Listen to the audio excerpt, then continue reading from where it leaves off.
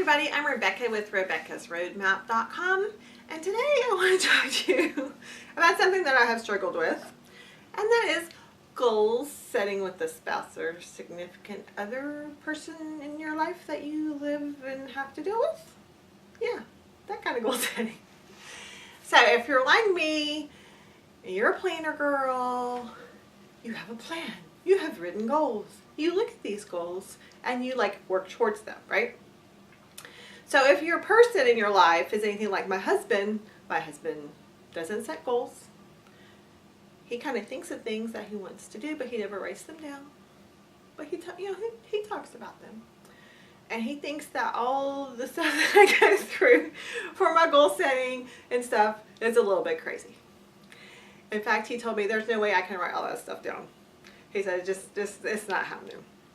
So being the kind spouse that I am and wanting him to pursue his goals for 2019, wanting him to have some goals for 2019, maybe get some things done in his life, I took out a piece of paper and chatted with him while he was busy cooking dinner or breakfast. Which was it? Maybe it was breakfast. Yeah, but anyway, he was occupied doing something, so I knew I could talk to him and make some notes.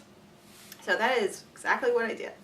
I went through all the kind of major areas in his life and asked him kind of, is there anything how's this area of your life? Is there anything that you want to work on? So, he was chatting, he came up with some ideas, and he was able to tell me some whys. Like, one of the things I'll share with you is something that I didn't even know, but he's like, yeah, I'm thinking about maybe getting my master's degree. Has he ever said anything to me about this? No. I didn't even know that was something he was even thinking about. So I wrote that down and he told me why. So I wrote down why. And I'm like, well, how would you go about that? So I wrote down how he would go about that to kind of give him some starting steps on working on his goals. He didn't want to write it down, but I wrote it down for him, and I can not push him, I guess, but maybe remind him. And then if it's something that actually affects me, then I can plan around that. The other thing is he said he wanted to contact his sister and his nephew more often. Because I'm like, what about relationships? If there anything that we didn't do in 2018 that you're like, we really should have done that. So I'm like, so he said, contact his sister and his nephew more often. I'm like, well, okay, what does that mean to you? He's like, well, texting him every once in a while, and maybe once a month, calling him. I wrote that down. So I can help him. I'm like, okay, put a reminder on your phone. Every Friday afternoon, text your sister. Once a month on Saturday or something, put on your phone, call your sister. This is something pretty easy, something that he wants to do in his life, but he wouldn't take the steps to make a plan to take care of it, if that makes any sort of sense. Yeah. Then I asked him, what kind of projects do you want to work on? So he gave me a list of projects, things that he wanted to do around the house. So I'm like, okay, what needs to be done first? So he told me that, so I wrote that down for January. That needs to be done first. I'm like, can you get that done in a month? He's like, yeah, I can do that in a day or two. Okay, well, we'll give you the whole month of January to work on it. And I went down the list of all the things that he wanted to take care of for the year and kind of jotted those down for a month to kind of give it a plan, right?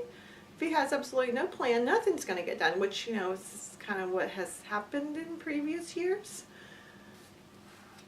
So, hopefully these little tips will help you if you've got a non-planning spouse or significant other type person in your life.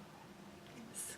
So ask them the questions, and they'll probably tell you why, or nah, I'm good there, or yeah, I'm kind of thinking about this.